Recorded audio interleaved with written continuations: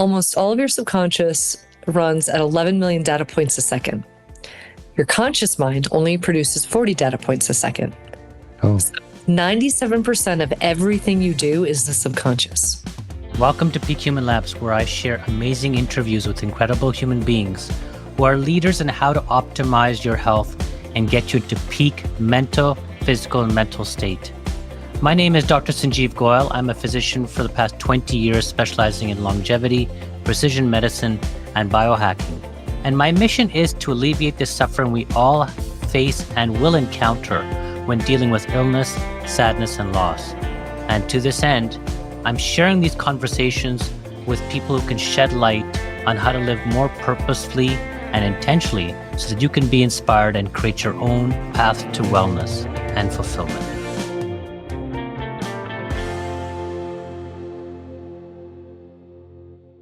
Hi everyone, Dr. Goel here. Today we're going to be speaking with Annie Yatch.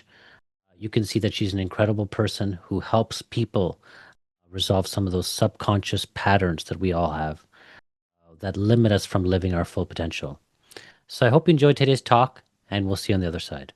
Hey Annie, how are you? I'm great. I'm so happy to be here. Thank you for having me. No problem. Thanks for joining me. Where are you located at again? I'm out of Park City, Utah. Well, sort of Park City. Yeah, Utah. Campus, Yeah, yes. I was just hearing about, my son said he wants to go to Utah. I thought it was a great place to go visit. It is beautiful. It's more beautiful here in the summers than it is in the winters. But the winters, if you're a skier or a snowboarder, you have like dream life. So This is a complete new topic. We haven't had many people with your type of expertise, and we generally talk more medical type of stuff. But I think, we always talk about at Peak Human about helping people get their top mental, physical, and spiritual selves. And I think you do something really interesting. You help people get through, I think, some of their inner processes or blocks, if you want to call it. Yes, the subconscious patterns. Subconscious pattern. That's the best word for that. So maybe just tell us a little bit about yourself, and then let's go right into it. Let's start talking about that. What is that? Of course. Well, just to give a little bit of background, I was at one point a counterterrorism analyst. I went to Georgetown University for my undergrad and then my master's program. And I thought I was going to be, on the front lines working as an intel person. But I realized very quickly I can't tell a lie to save my life. And all I care about is people feeling good, getting better, improving. And I just knew that I would have to do things differently. But at the same time, I started working with a bunch of Navy SEALs. And I started to be really intrigued by the way the Navy SEAL brain works. And so over the course of probably a couple of years, I started to backwards engineer, well, what makes these Navy SEALs so elite? What makes them able to do the impossible missions? And from that, I was able to put together curriculums and trainings to take into some of the, companies that we all know, like 3M, to help people get out of their own way to make more money, have more impact, and have better relationships. So that's what I've been doing for the past 15 years. And I absolutely love it. It's the best job in the world. So you've intrigued me with the Navy SEALs part. So can you take us through what is it? I mean, we always think about Navy SEALs as exceptionally physically gifted, or they've trained. But what is it about their mental capacity that makes them stand out? Well, the one thing that I really loved when I was working with them, and I worked with probably 40 or 50 at a time when they were going through some work we were doing in anti-piracy. So we were working with Jerry Bruckheimer and Disney to make sure that the films that were pirated didn't end up on the streets. So back when I was doing that, the thing that I loved the most was when I asked them, well, what allows you to go after these impossible missions? Because if you think about it, right, you got 8 to 15 to 16 of the highest level guys physically, weapons trained, all of that. I'm like, what really allows you guys to complete these missions at such a high success rate? And after talking to all of them, what they told me really shocked me. What they said was, they're like, when we plan for something, we don't start with strategy or tactics or goals. What we start with is the emotional feeling that we all want to feel when they do it. Victory. Yeah. And we backwards engineer from there. Now, if you think about how the world does business, we're not thinking about what it will feel like at the end of a huge project. We're thinking about, okay, here's the strategy, here are the tactics, here are the actions, here are the leaders. But really, if you were to talk about the emotional component first and get people extremely riled up about how it's going to feel when they hit that victory spot, the relief, the joy, how it's going to feel for their families, how it's going to feel in their lives, then you're going to have a team that is so hyper motivated to get the job done in almost record time. So I took that concept away because if you had told me Navy SEALs start their planning for impossible missions based on emotion, I would have burst out laughing. I would have been like, those guys, no way. But they do. And it Right. changed the game in business. So that was part of what I took into the businesses that I worked with, was this concept of let's start with the emotional feeling for your entire team. Let's backward engineer the project or backward engineer the goal based on the emotional feeling. And it's been very successful for people in making millions and millions of dollars more. Wow. Okay, so maybe let's give me like what's a concrete example? Like, okay, give me like what could it be? Let's say you're trying to like, I don't know, make a sale of a particular product, like for example. Well, what I would say is I'd go down to like a sort of a nitty gritty level here, because what I find is most helpful for CEOs or business people who are listening is I would have you think about it in this way. What I learned from the Navy SEALs is that what you think is common sense as a CEO of your company is actually not common sense. Have you ever had someone where you say, well, this is common sense, you should do it this way. How come you didn't do it this way? Right? I'm sure you've had that experience in life. Sure. So when that happens, it's actually not common sense. It's actually your genius zone. It's something that only you know how to do, that hasn't been taught appropriately to the team because they're not doing it. And so I ask entrepreneurs that I work with to write down, what do you think is common sense in all aspects of your business? And then we start getting them to train or to educate or to do little keynote speeches on these topics to their team. Because the biggest argument of all entrepreneurs is nobody on my team thinks the way I do, which is why the business doesn't move forward as quickly as you would like.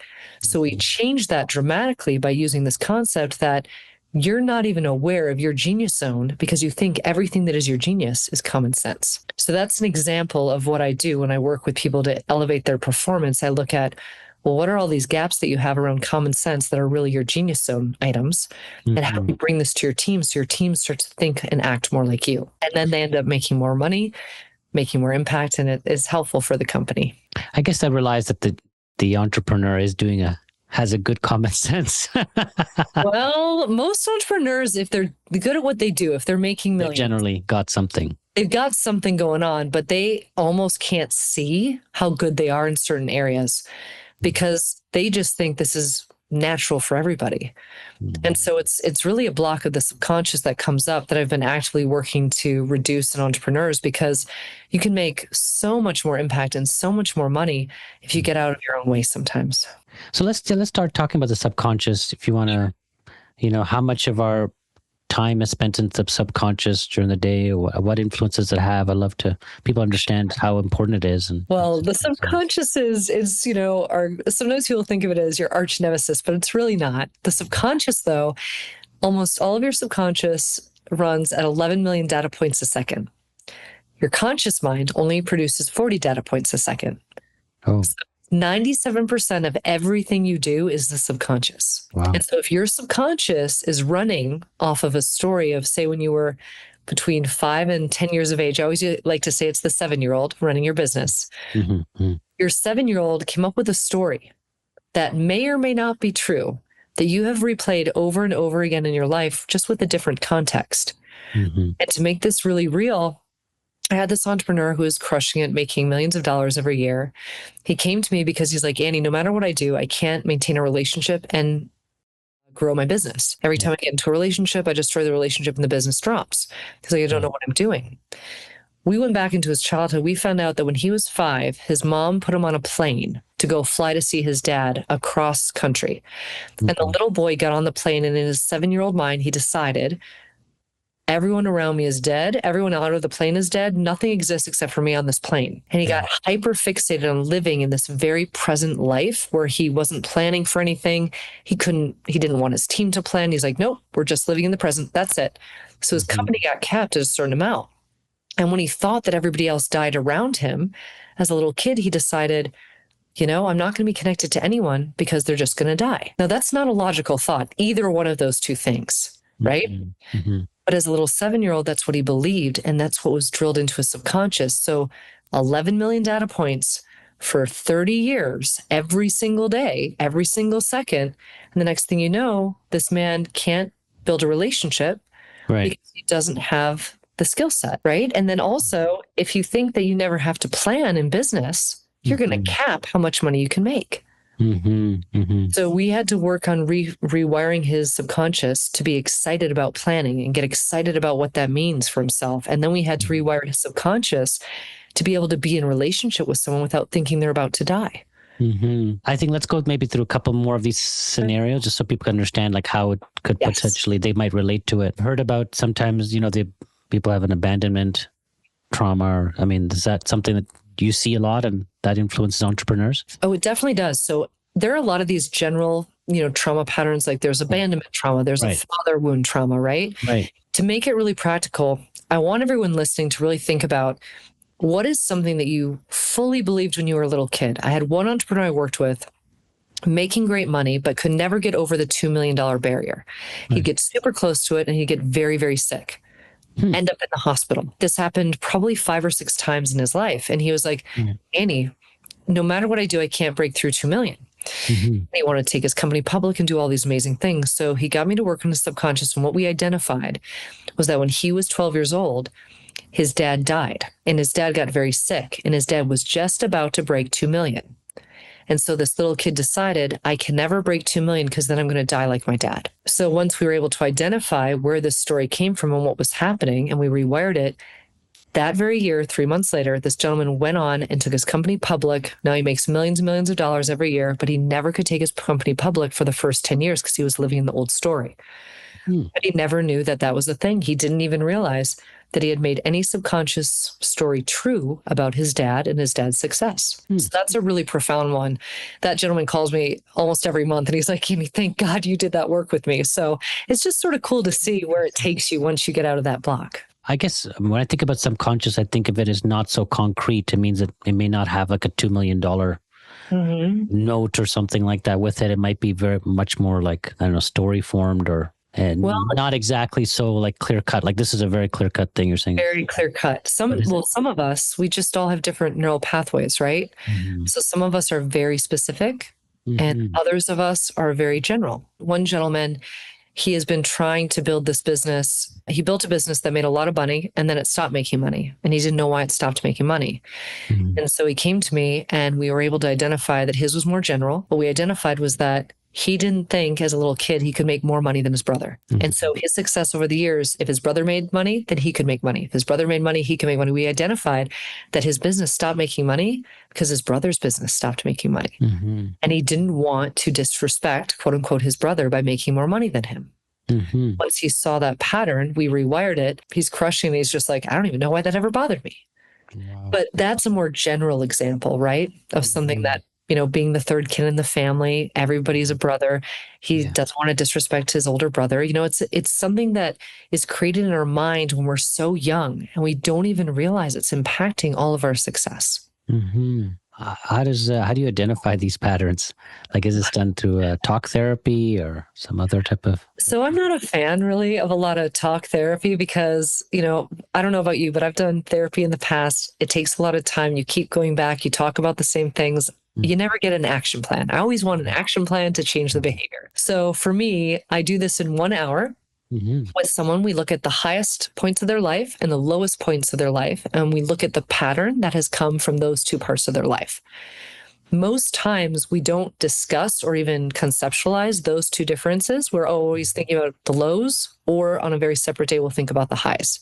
Right. But when you do that to the brain and the subconscious has to bounce between subconscious and conscious, subconscious and conscious, it allows you to see the pattern much faster. Oh, interesting. And so when someone sees their pattern, I'll say, okay, you can see this now, right? You've been doing this for how many years? And they'll be like 40 years at least. I'm like, can you see how this has limited your ability to scale and grow your business and to make a lot more impact and a lot more money in your business? And when an entrepreneur sees that and is like, yep, I see it. How do we fix it? Then you've got the person who's ready to do the work. So for me, it's very quick to figure out this pattern. And do you see the pattern before they do? Almost always. Oh, okay. I think my brain is very good about picking up patterns. I think that came from, the counterterrorism intelligence background. I was always obsessed with neurochemistry and how do we change people's behaviors. Right. So I think my mind very quickly finds those things. But I think for me, the more powerful piece is when the person sees it for the first time. Because then we've got a person who, once you see it, you can't unsee it. And that means that they will absolutely take action to move forward because they don't want that story to be the story of their life. How changeable is it? Like, is everybody changeable, or some people are more than others, or it's a question of effort, or? It is a question of a couple of different things. Number one, effort, as always, right? What you put in, you're going to take back out.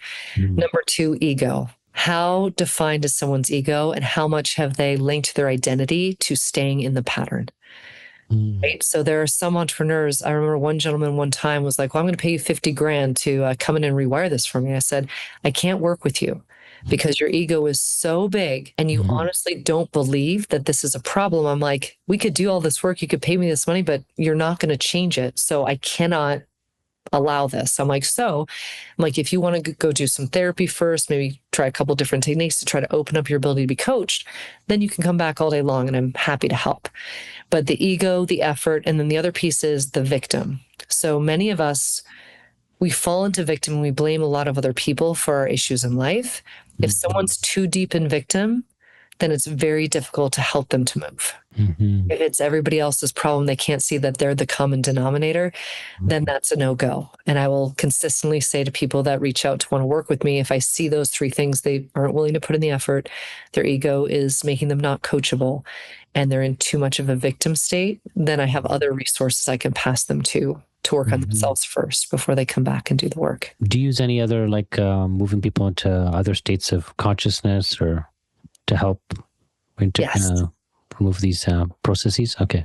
I do, because to tell you the truth, I spent about 15 years helping my ex-husband get out of fight or flight, get out of these trauma patterns. And that was really why I got so involved. I don't know if I would be even as passionate as I am now if I hadn't had it happening in my personal life and trying to help the man that I love, work through all of that. So for 15 years, I went all over the country talking to therapists, counselors, hypnotherapists, energy practitioners, anyone I could find to try to find the fastest path to get people out of their own way. And so when I found things that worked, it went into my methodology. So some of the things, like for example, I went and I did ancient Hawaiian healing, which is, I think, the fastest way to move negative energy and emotions out of your body. So I weave that into what we do. From my time with the SEAL teams, working with them, I created 25 different, very unique proprietary systems, and I use those when I work with people as well. And then here or there, as I've done other trainings around the world, I'll weave in things that work really quickly, because I know as entrepreneurs, we don't have time to sit around and not work through something. Every call with me should blow your mind, should get a behavior to change, and it could put you on a totally different neural pathway. That's the goal. If you leave a session with me and you're not feeling like you are somewhat profoundly changed, then I have not done my job. Oh, wow. Okay. That's quite a that's quite a commitment. It is a commitment. That's amazing. Yeah. You might have little wins before you hit a big aha moment, what you're saying. Yes. So usually that first conversation about the highs and the lows that help you identify your main trauma pattern, that is a massive breakthrough for people. And then after that, we start unraveling some of these stories. And then when we can, I'll use a big experience to really change the way they feel, so that when they leave the call, like one gentleman told me today, he's like, I don't know how 45 minutes with you can change that much. But he's like, every time it happens, I feel completely different the next day. He's like, it's the wildest thing. I'm like, well, you're doing the work, you're showing up, I'm using the techniques that I've learned. I'm like, and that's what we want. If you're not changing, because change is inevitable, if you're not changing with intention, you're not living in your full potential, I think. So you do these sessions virtually, right? Yes. Like through Zoom or something like that? Or? And sometimes people will fly out if they want to do like a fast track on it. They'll fly out and spend, 3.5 days with me working specifically on their leadership across a couple of different areas. Wow. But it all depends. I have couples fly out sometimes, individuals fly out, but I love doing the one-on-one, via Zoom or virtual.